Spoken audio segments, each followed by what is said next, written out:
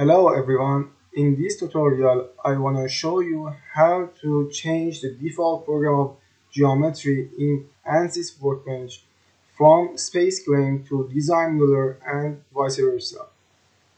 At the first step, we should open a geometry module, double click on geometry.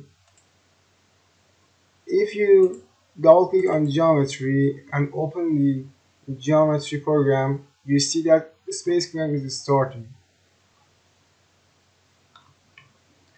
Okay, I close space claim. In some projects or as your routine program, you want to use the design modeler. You should right click on the geometry and go to new design modeler geometry.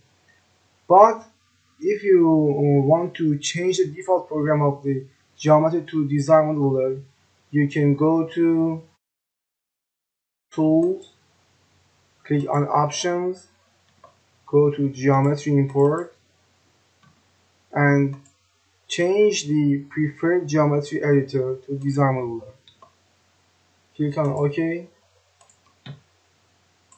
If you double click on geometry, now the DesignModeler is starting. I hope you liked this video.